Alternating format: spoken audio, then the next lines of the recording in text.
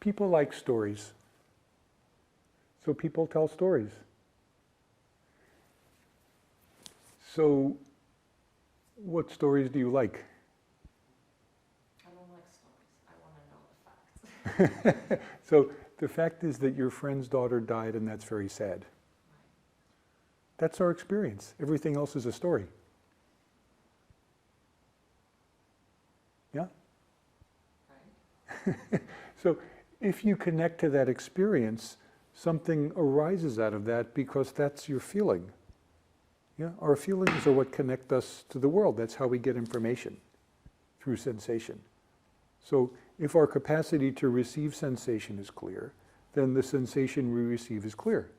If our capacity to receive sensation is cloudy, then the information we receive is cloudy and our response is cloudy. So it's not so much about, can you make up a good story about why she died? It's, how do you connect with your friend and the daughter and the family afterwards? So that you feel in your heart.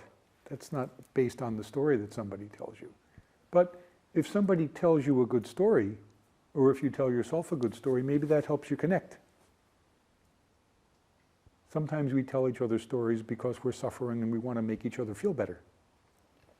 Sometimes we tell each other stories because we're puzzled and we're uncomfortable being puzzled, so we make up a story so we don't feel so puzzled. Sometimes we make up a story because we want to make something happen again in the future that we like. So we make up a story so we can see if we can make it happen again.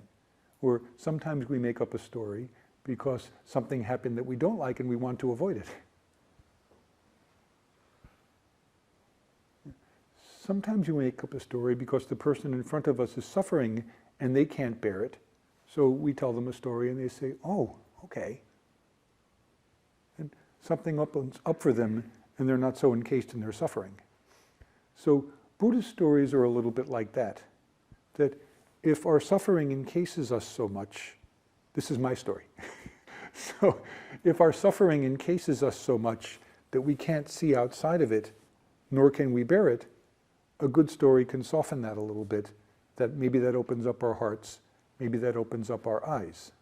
So you know the story about Buddha and the mother whose child had died in infancy. Have you heard that one? So that's, yeah, so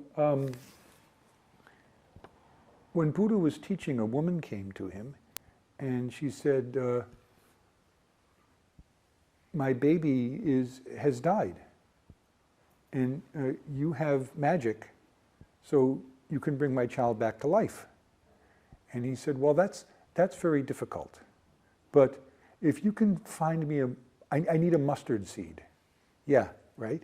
And she says, oh, everybody has mustard seeds, good. He says, well, I need a mustard seed from a home that's never been touched by death. And she just hears about them, oh, I can get that. Yeah. Then she has something she didn't have before. So she goes around and around for a long time, and every house she goes to, she says, I need a mustard seed.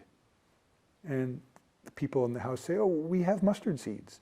And she says, oh, but I need it from a house that's never been touched by death. So one house says, oh, my grandfather died. And somebody else says, my cousin died. And somebody else says, my brother died. And somebody else says, my best friend died. Then she does this for a very long time. Then something opens up for her. Oh, yeah. Then there's some sorrow, but underneath the sorrow, there's a certain kind of peacefulness. Because in her particular situation, she needed to have some experience to let go of the sorrow that was encapsulating her and crushing her, that had become toxic. So Buddha gave her a good story. If you can find a house that hasn't been touched by death, have them give you a mustard seed. Yeah. So our stories point in that direction. Only how to open up the eyes and open up the heart.